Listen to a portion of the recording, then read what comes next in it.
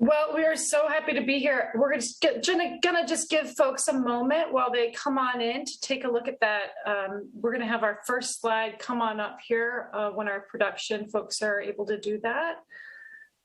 So what we'd love as people are arriving, that's not our first slide. The first slide should say, tell us about yourself at the top of it. And we'd love, thanks, that's it, perfect. And what we'd really love is for people who are coming in, getting settled, I know you're probably coming from something else, to just take a moment and write, what's your role as an educator or in education? We realize that people are coming from all sorts of different backgrounds here. We know we have informal educators, classroom educators, probably leaders of homeschool programs, and parents who are just interested in engaging their children. So we'd love to hear from you and what your role is as an educator. We don't have a chat box, so we're kind of hacking the program here and asking you to write your answer in the question box on the screen there. So please go ahead and share a little bit about yourself while we wait for folks to roll in here.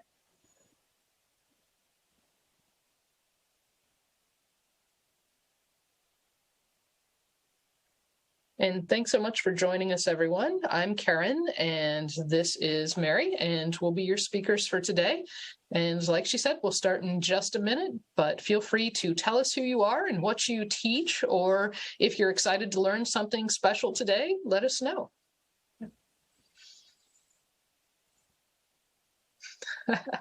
Hi, Shelby. Good to know you're here. Katie, thank you for joining, and Richard as well. Carrie and Foley, thanks for coming.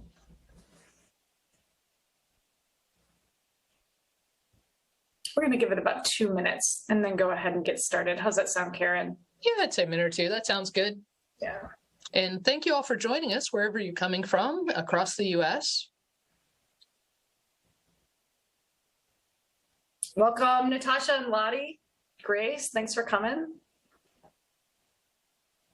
Trey, good to have you. So wonderful to see people rolling in from all over the place. We have folks from Alberta, and we have folks from Raleigh, North Carolina, Indiana, Rhode Island. Really excited to have people from all over. Tacoma Park, Maryland. Mm-hmm.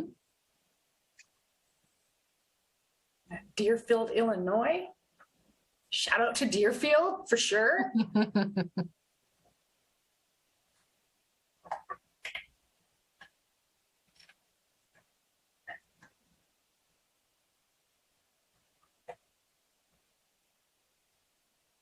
We're going to go ahead and get started. How's that sound, Karen? Let's do it. I'm ready. Right. If we could advance to the first slide, I'd really appreciate it.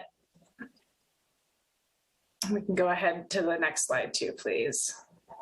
So I just want to start first off by saying what an honor it is to be presenting today at the Smithsonian National Education Summit. We are really thrilled to be sharing a little bit about how you might teach kindergarten and pre-K students with a phenomenon and problem-driven model.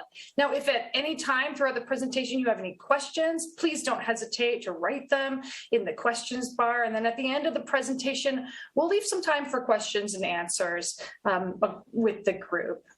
If we go to the next slide, please. So my name is Mary E. Short. I'm a science curriculum developer here at the Smithsonian. I work here in my office at home in the Smithsonian Science Education Center, but I work at the Smithsonian Science Education Center here in Washington, D.C. My work is focused on developing a curriculum for our K through 5 next generation science standards aligned program called Smithsonian Science for the Classroom. And before joining Smithsonian Science Education Center, I worked as an informal educator. I saw an informal educator in our box and was excited to see you there. For a little over 10 years, I was an informal educator coordinator for an environmental education program in New England called Nature's Classroom, where I was also associate director. And then I've taught grades 4 through 6 as an elementary school teacher for a little over 4 years before moving here to Washington, D.C. Now, in addition to working for the Smithsonian Science Education Center on the Smithsonian Science for the Classroom program, I'm a doctoral candidate in curriculum and instruction at the George Washington University, and so excited to talk a little bit and to have a conversation here with Karen about the curriculum we're developing for phenomenon and problem-driven learning. So, I'll pass it to Karen. And hi, everybody. I'm Karen. I am the Education Director and STEM Program Coordinator at a place called the Smithsonian Environmental Research Center. Most folks don't realize the Smithsonian is more than museums. We have science and research centers all over the world. And so I am a part of that. And I help run our K-12 education programs. We do teacher professional development, on-site programs, and virtual programs. And I've been with the Smithsonian roughly 17 years and informal education for over 20 years. So with that, hey, Beth, let's explore this phenomenon-driven learning. Yeah, if we can jump to the next slide, I'd appreciate it. Just quickly, a little bit about the Smithsonian Science Education Center and the Smithsonian Environmental Research Center, which we both mentioned. The Smithsonian Science Education Research Center is a unique organization within the Smithsonian Institution. It's the only organization in the Smithsonian to focus specifically on formal K through 12 STEM education. We serve students, families, caregivers, teachers, schools, districts, state education agencies, and ministries of education through our instructional resources and professional services.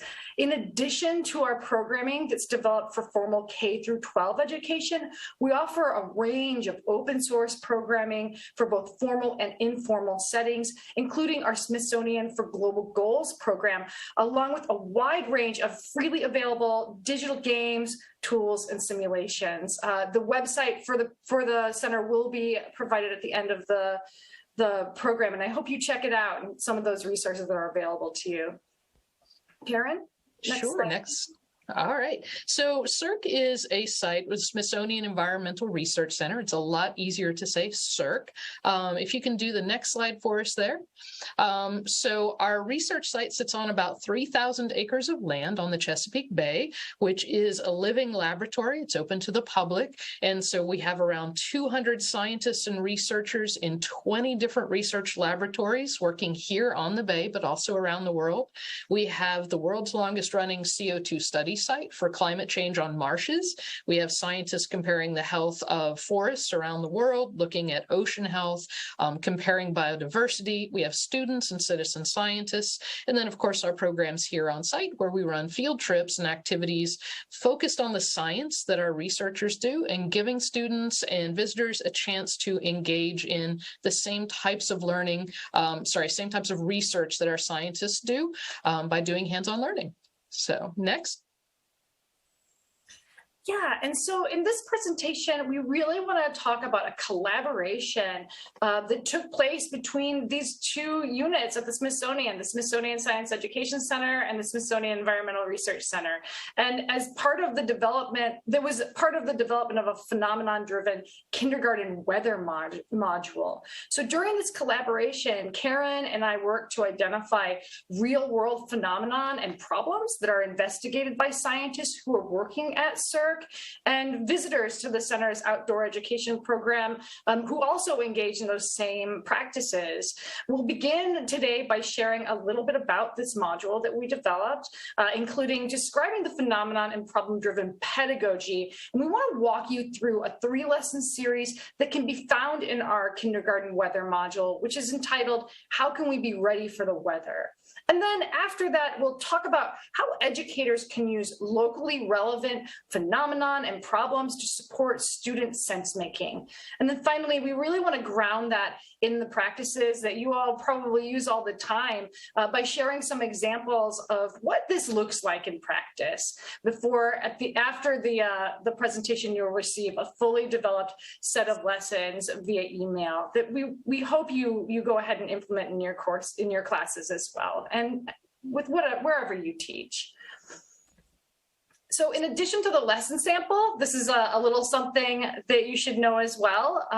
You're also going to receive an email that will mention that you've automatically been entered into a contest to receive the full module kit from our supplier, Carolina Biological. The winner will be selected randomly by those people who attend this entire presentation, and we'll announce who won in that email where we send out the lesson set for you as well. So let's go ahead and get started and go to the next slide, please. So first off, Karen, do you want to share a little bit about how this collaboration came about from your end?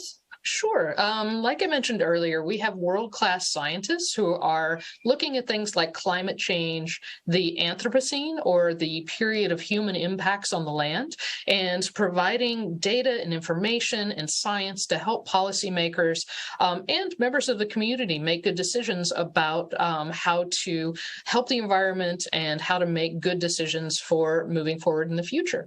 And in this case, this real-world science is something that we can take and build into curriculum very easily, because we do have visitors and people that come to our site to learn about that science. Next.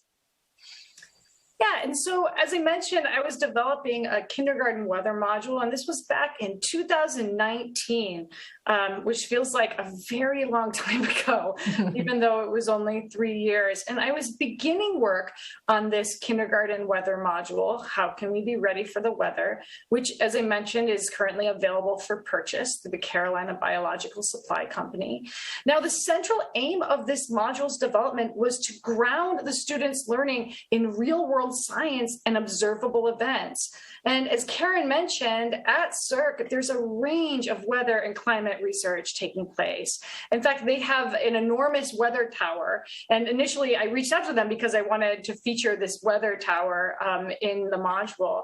And I ended up being put in contact with a scientist named Thomas Jordan, who's a senior environmental scientist at CERC, and then also Karen McDonald, who's here with us today. And Thomas helped me come up with several of the phenomena that are at the heart of this module. In addition to being an environmental scientist, Thomas, it turns out, is an amateur sailor. And so he helped me think about the role of wind in weather and how, when we're out in the elements, weather is an incredibly critical factor that can steer our decision-making at a moment's notice. And then he put me in touch with Karen, who helped me ground a substantial portion of the learning experience at CERC as students follow a fictional student named Ada, who's attending a field trip at CERC. And so students participating in this weather curriculum, they use CERC-specific weather data along with maps of the CERC property that have been adapted for young learners. And students take a virtual hike at CERC, and through photos, they also learn about real-world research taking place there. And all of this is intended to help students connect with CERC as a place, even though most of the students will never have visited it. And Karen, do you want to add to that a little bit? Sure. And, the nice thing about our weather data is it can be amplified to be more complex or more simple, like what Beth has done for this activity too. And so we're excited to see how she grounded that for our site in this activity. Yeah, and Karen, if you remember, quite a bit of our collaboration in the beginning took place right at the start of the COVID pandemic. Oh, mm-hmm. And you were creating some virtual programming for schools so they could kind of attend CERC via the CERC website. Is that something that y'all still have now? We do virtual programs based on our research. And so we have the ability to have folks join us, and we have real data sets, we have videos, we have all sorts of neat activities and things that if this type of event interests you, then please feel free to reach out. Our contact information is at the end of the program. Great, awesome. Okay, so I want to shift back to phenomenon and problem-driven learning, which is really the central focus of this presentation. And hopefully we've advanced the slides. I'm sorry if we didn't. Do you mind just going back one more? Thank you so much. So the aim of phenomenon and problem-driven learning is to ground learning in real-world observable events and problems. So something I like to keep in mind when I'm writing for this particular teaching model is it comes from a researcher named Christina Schwartz. She's at Michigan State, and she describes it like this. So if I were to walk into a classroom and ask a student why they're doing something in a lesson, would they say that they're doing something because they were asked to do it by the teacher, or that they need to show something that they know? Or would they say that they're trying to figure out something specific, like in the lessons I'll walk you through during the next part of this presentation? So if we could go to the next slide. First off, I realize this is a very text-heavy slide, and I apologize in advance for that. I'll make sure to give you all some time to take it in before I move on to the next one. But it is an important slide because it shows how the lessons I'm going to discuss align with the next generation science standards. And they are a set of standards that require what is called three-dimensional learning. And that means that it isn't enough for students to simply learn the content, which here are the disciplinary core ideas. In the next generation science standards, students also need to learn how to do the practices of science. But even more than that, the NGSS requires that those practices and core ideas are situated in what are called cross-cutting concepts, which are essentially these big ideas in science that go beyond disciplinary boundaries. And each of these need to be taught in combination with each other. So there's three pieces to any learning activity that students are going to be doing in an NGSS aligned curriculum.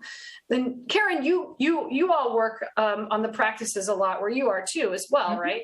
Yeah, because we're here with the scientists for our teacher academies and also for the students who are here in our virtual programs. We focus on the practices of science and doing the things like collecting data, making observations, trying to make conclusions based on data, all because those practices are unique to the research that we do.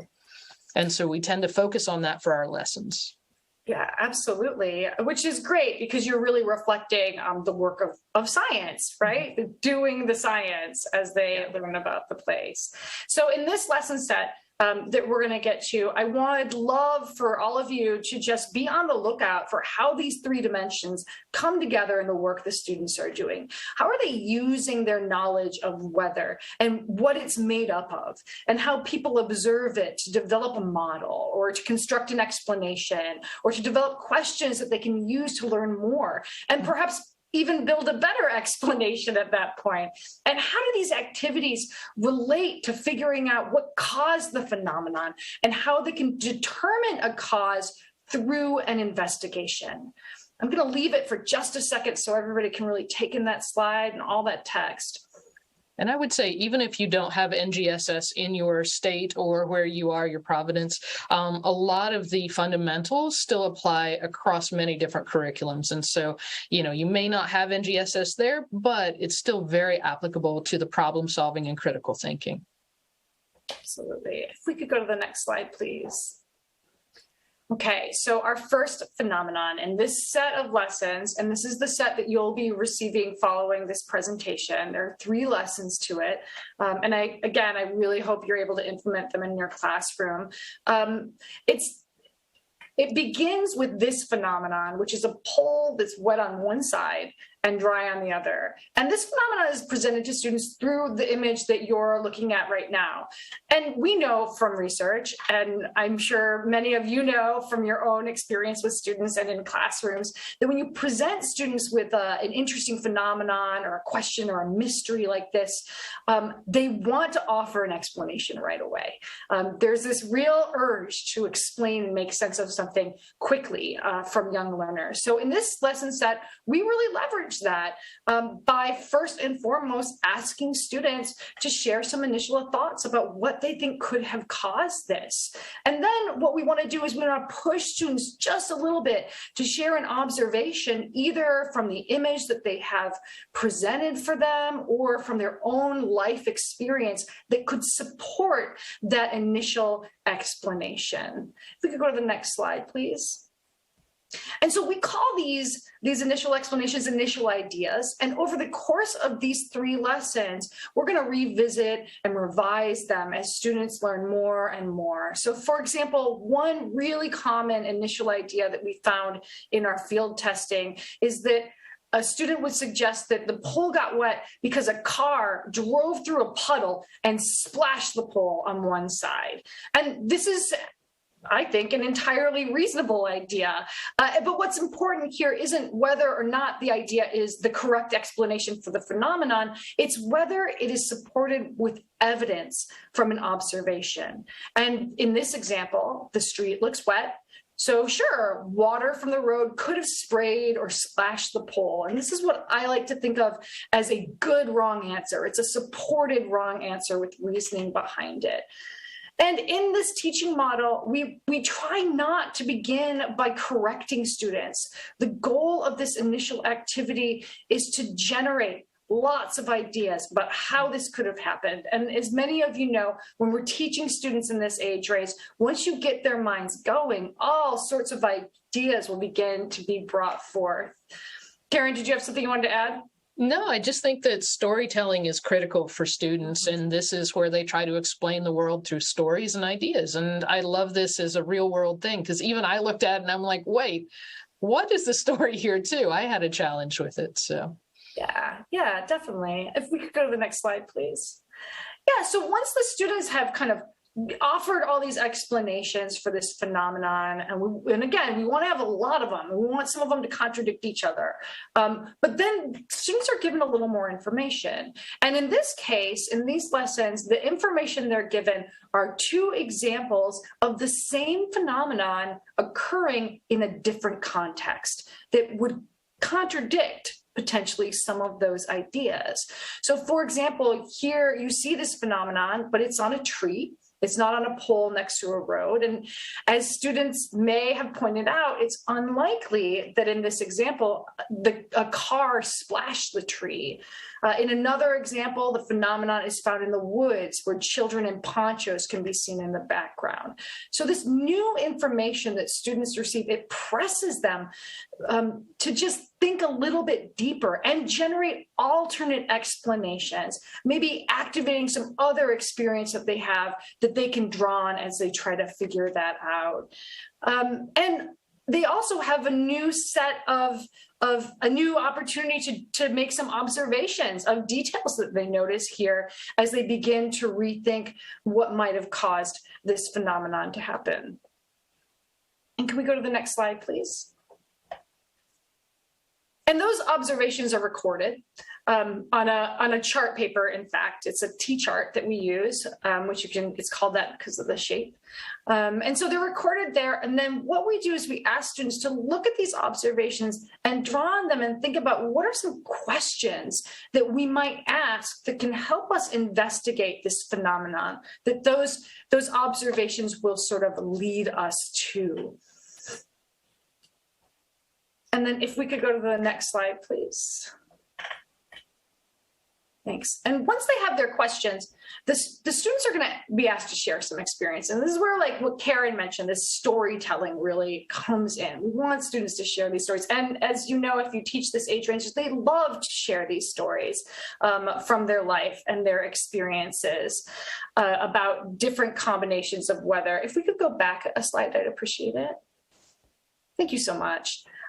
So what they're going to do is they're actually going to read a story about weather, and it's going to help activate some memories about different parts of weather specifically. And you'll see here that they're going to isolate rain, sunlight, wind, and temperature as important central parts of weather to pay attention to. And then they're going to do what's called a card sort that's going to help them identify some of the different ways the parts of weather might combine and what might happen when they do combine. And so students will then have a chance to revise their idea and to draw a second explanation for how that pole got wet on one side. Next slide, please. So finally, here we've begun to consider what combination of weather, not just a single weather event, could have caused the pole to become wet on one side. By now, often students have offered the combination of wind and rain as a possibility. By now, a few days have gone by as well. It's possible they've seen this phenomenon in real life or something similar to it, even on their playground, because it's really commonly occurring. But remember, even if they've offered this combination of wind and rain, stating the correct explanation, as we know, isn't enough in science. The explanation needs to be supported by evidence. And so therefore, the next step is for students to work together to plan an investigation that's going to model the combination of wind and rain. And so they'll have a fan and a spray bottle and a cardboard tube and a flat piece of cardboard. And this is pretty consistent with the work of science, especially when it comes to something like weather. When we have a phenomenon like the weather that is too big or something else that's too small, or something something far away that we can't test directly in a laboratory setting, one of the ways that we can test out our ideas is with models. And so students model this phenomenon through a very simple test. And you can see the student is working on it here in this image. She is spraying the model from above, and then they record the pattern of water on the cardboard after she sprays it from above. And then the second time they do it, they spray it from above, but this time there is a fan also blowing at the pole. So what happens when these two elements are combined, they see a pattern that's almost identical to what they noticed on the pole in the phenomenon. And then they have a chance, if we can go to the next slide, please, to revise their explanations using this new information, using this investigation that they've just done. And again, the process here is one in which students have multiple opportunities to offer explanations for the phenomenon. And as they get more and more information, some supporting aspects of their explanations, others contradicting it, their explanations are going to change over time. And so these images here are actually taken from our field test. And during our field test, it was a tree that was wet on one side, not a pole, so forgive the difference. But you can see here that the evolution of one student's ideas over time. And this is all the same student's work. In the first one, we have this car splashing the pole. And in the next one, the student has incorporated rain as part of the weather that could have caused this phenomenon. And then they add sun shining on one side of the tree, that possibly drying it off as another part of the weather that could have caused this. And this is also a solid explanation. But one that was later rejected by students, because it was pointed out by their peers that the sky in all of the images is covered in cloud cover. And then finally, we have the final explanation here, where the student describes this combination of wind and rain. And they even are showing sort of the direction that the wind is going here to make that pattern on that tree. Karen, did you want to add anything? I know I've been talking for a long time. Oh, no. I do like that this is modeling. I think the original picture that you were showing, because modeling is so important for NGSS. And then iterative science, which is also part of the science and engineering practices that are in NGSS as well. And so I think this sort of captures both of those very nicely. Great, thanks. Can we go to the next slide, please? Thank you. So I've just shared this lesson set that you'll be getting in an email following this presentation. And then I've also described the activities that students are doing as a part of it. And so next, I want to talk a little bit about how we can encourage student sense making as students are working to figure out a phenomenon. So if we can go to the next slide, please. And when I talk about sense making, what we're trying to do here is create opportunities for students to share a wealth of knowledge that they're walking into a classroom with. I'm sure as many of you in your practices have found, young learners do a lot of thinking on a regular basis, and they're doing a lot of figuring out independently how the world is working. And so at the heart of student sense making is really leveraging that existing knowledge in ways that invite students to use their everyday language skills. So maybe they're not a predominant English language speaker, as well as their everyday ways of knowing to figure out something. In this case, we were trying to figure out why this pole is wet on one side and what caused that. So we want students to generate a wide range of possible explanations initially. But then we want to be pressing students on those ideas so that ultimately the initial explanation that they've come up with is somehow, dissatisfying to them. And so it motivates students to want to find out more. For example, the tree without a street, it disrupts this explanation that the car splashed the pole. And as a result, that explanation isn't going to satisfy that student's interest in figuring out the phenomenon anymore. And this is what we mean when we say we want students to identify, a gap or an inconsistency in an idea. We want them to notice something that's missing from their explanation. And then what we want to do is offer students additional resources with some new information that might help them fill that gap or address this inconsistency and start to kind of re-satisfy themselves with that idea.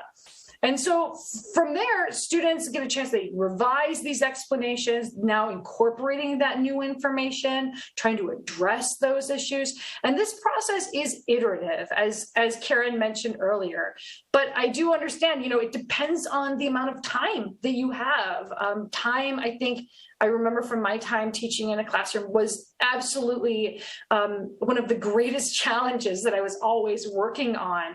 And so one of the things that's important about this model is that it is adaptable, that you can adjust how many times you want these students to be iterative based on what you have available to you in your classroom. Karen, did you want to add anything? No, I would say, as an educator, a lot of this pedagogy for me in the field, it's a lot for me to take in. But I think in this next slide, we really sort of boil it down to, let's get real about what this really means. And a lot of it is just asking questions to try to elicit answers. Yeah, I love that you mentioned it like that. Can we go to the next slide, please?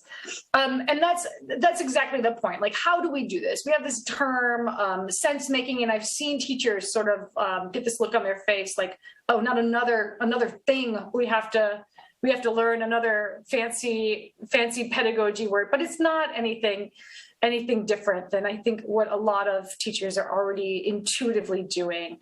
So when we think about how do we do this, how do we support sense making, one of the first things I like to think about is what does this mean? What does this look like in practice? And it really comes down to just how we engage with students' ideas.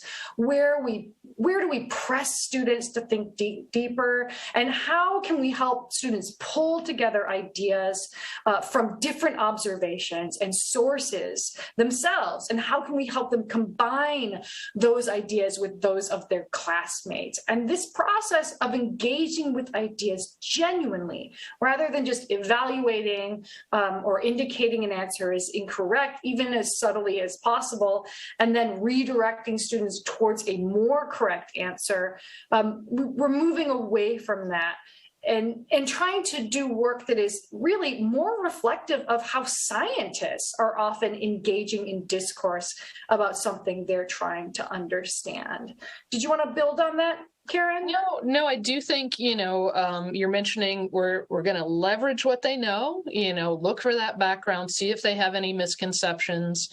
You go deeper, just like scientists would try to do their, research and find out more information, and then engaging with those ideas and figuring out what more you need to know. But that's the same order in which you're providing information to the students. Mm-hmm. Absolutely. So yeah, it's really about listening. to the students and responding to what they're thinking moment to moment. So here I wanted to make sure to share some examples of what this might look like to kind of demystify some of these ideas. And so when I say leveraging students' existing knowledge, language skills, and ways of knowing, that's as simple as asking students to consider if they've ever seen this somewhere outside of school, or if it reminds them of something else they've seen outside of school or through the media. So very, very simple as getting some prior knowledge from students. When I say going deeper with students' initial ideas, it's as simple as just encouraging students, that's an interesting idea, but then pressing for more. Can you say what makes you think that, for example? So just asking the students to sort of support their thinking a little bit. And then when we say students engage with other ideas to identify gaps or inconsistencies in their thinking, I mean, that might be as simple as just pulling two different ideas that are at odds with each other, that can't both be true, and highlighting that for students and asking them how we can find out more about what happened. And that's the thing, we want to point up some of these inconsistencies, some of these things that might dissatisfy the students. That's all that really means. So if we could go to the next slide, please. Great. So we saw one example of how we can use a real world phenomenon to drive learning, and that was that phenomenon of the pole that's wet on one side. So next, we're going to talk a little bit about how we can ground phenomenon and problems in specific real world places. Next slide, please. Again, I know this is a text-heavy slide. Please forgive me. So also take your time with it. But it is important to this next lesson that I'm going to talk about and that we're going to discuss, because it's also the summative assessment for the how can we be ready for the weather module. So I wanted to really share with each of you the standards, which are called the NGSS standards, which are called performance expectations, that this lesson covers, and they're listed here above. And as I mentioned, those are, like I said, three-dimensional. So built into that language, there's a practice, there's a disciplinary core idea, and there's a cross-cutting concept. And so, excuse me. And then down below, I wanted to show how I built this module so that the students are doing things that meet those expectations. So you all can see how this might be something that you yourself could construct in your own classrooms with your own phenomenon. And in this lesson, the students have three really major goals. One is, and they're all grounded in problem solving in CERC or at the CERC location. So first they need to figure out what they need to prepare for a hike at CERC. And they need to use weather data to help them plan different parts of their trip, including what to pack, which way to hike on the trail. And they need to use the data that they have and to share their plans with their peers as well. They need to be able to communicate their idea and the reasoning behind it and engage in a little bit of argumentation with their peers, which is something kindergartners don't get to do a ton. Karen, do you want to add to that at all? No, I do like that we are grounding this in a real place. And if we can go to the next slide, this is, using CERC, using where I work, but also it's building on kids' innate imagination, right? And so the kids have to imagine a scenario, they have to place themselves in the environment, and then they have to use weather data that is real weather data about patterns that happen here to do this planning. And so the nice thing is, they're seeing themselves in the role of a scientist, and that's so critical for building on their self-esteem, but also future careers. Mm-hmm. Next slide. And our site is actually has a variety of weather patterns and things. We have habitats, microclimates, all sorts of things that happen. And this is exactly what our scientists and our students have to deal with when they come to our site. But it's also what students have to figure out when they go out on the playground or they go out their front door in the morning. So this is very relative. Even if you can't come to CERC, we're still using our imagination and then correlating it to a real world experience with things that they might know. And I'll hand it back over to you. Thanks. Yeah. And so just like, like Karen's mentioning, we used real weather data from Edgewater, which is where CERC is located at Edgewater, Maryland. And we adapted it into a pretty easily digestible data set for kindergartners, because that's essential. We can't just like throw really complex weather data at very young learners. We want to make it accessible to them. But then we ask students to, using this data set that they're provided, to prepare for a full day hike at CERC. They're going to be out all day long. And so they're asked to look at the weather and figure out what's the best route to take based on the weather forecast on this map they have here. And they're also asked to decide what types of things they should pack themselves. And if we could go to the next slide, please, you'll see this. Great.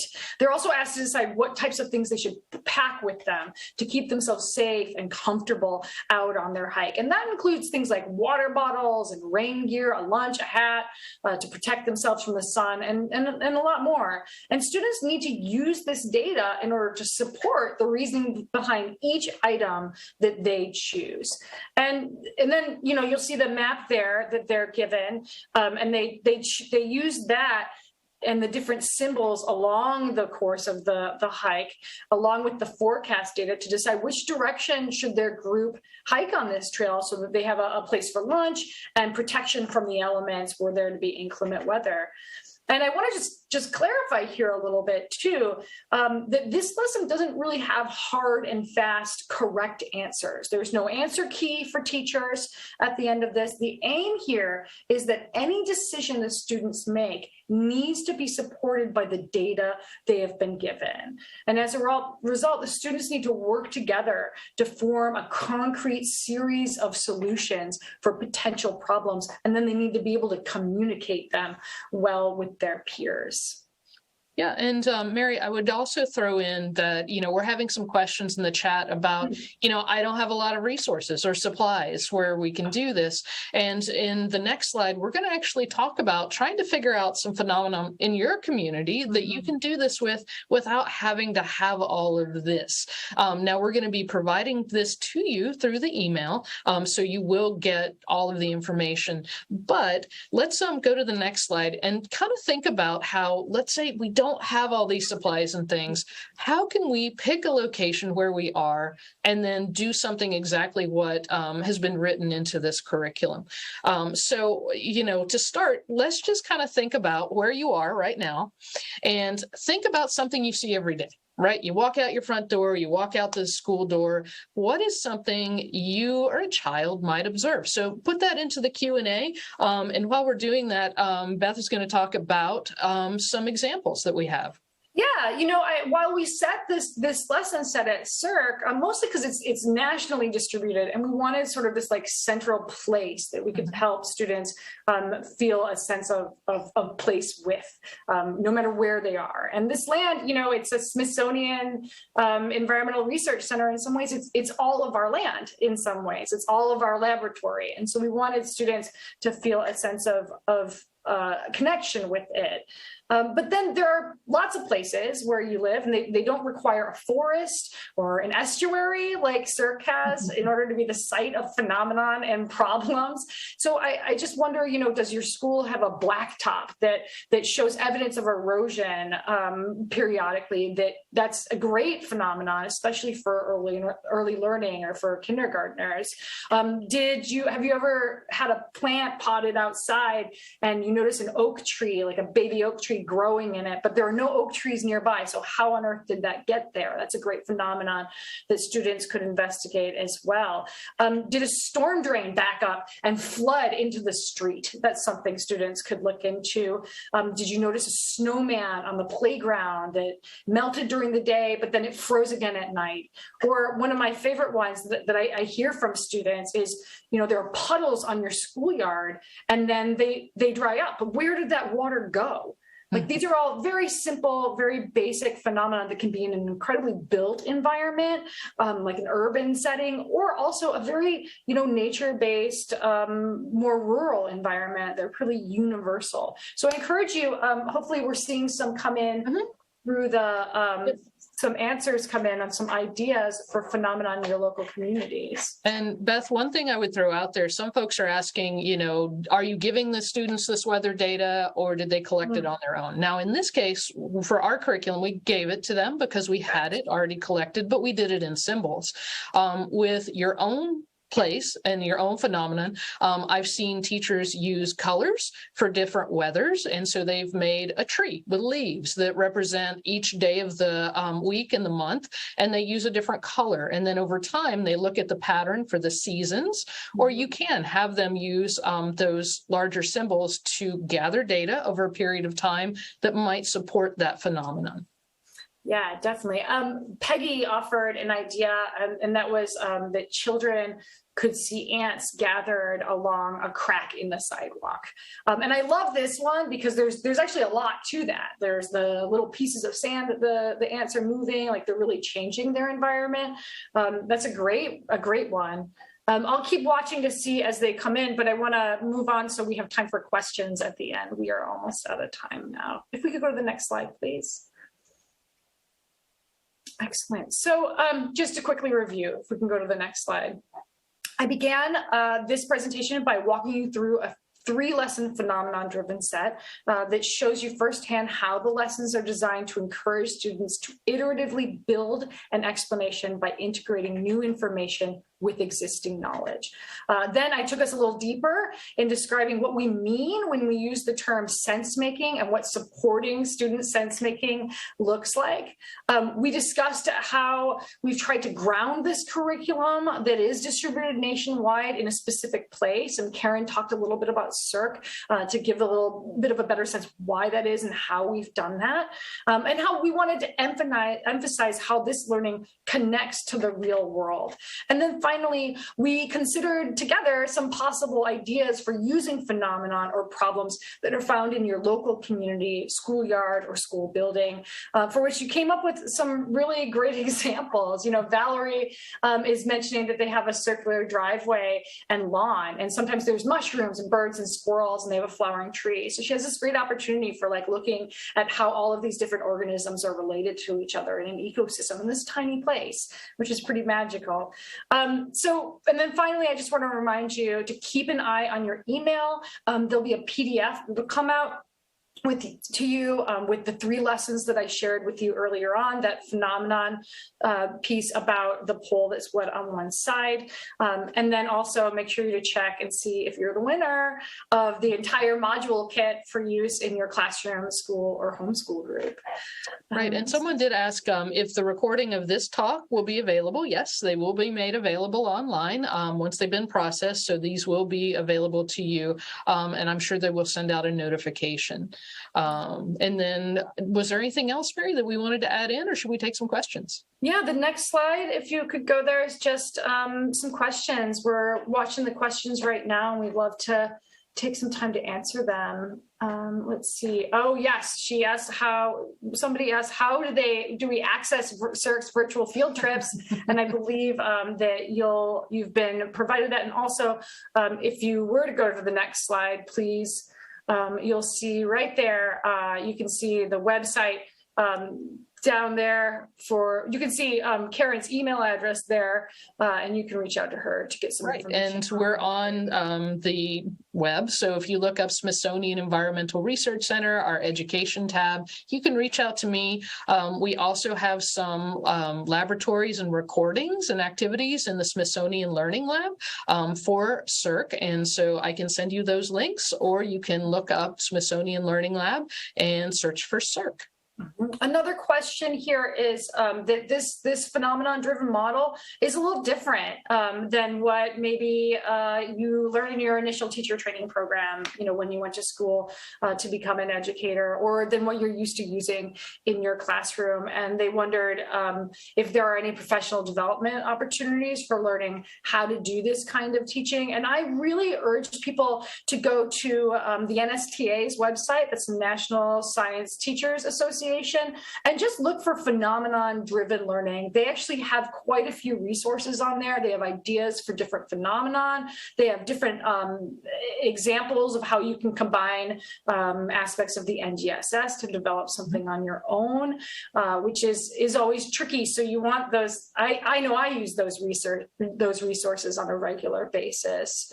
And then Sarah asks, what if the students were able to explain the cause of that whole phenomenon right away?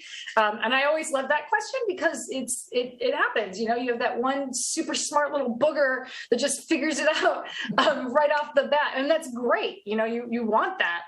You want those fast minds just click in. The thing is, though, is that explaining what caused it really isn't enough.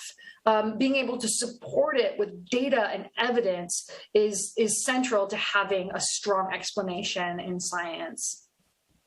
And then I think we have just about a minute left. Yep. But I would say if you're interested in knowing more about our programs or about, SERC and where we are, or the Smithsonian Science Education Center, we're available as resources. We can connect you with the locations of where these things live or where you might find more supportive curriculum for phenomenon, but also NGSS and the whole, process of science and learning through doing. Awesome. Okay, Beth, I think that was it. And again, please feel free to reach out. Thank you so much for having us here to do our program. Thank you so much.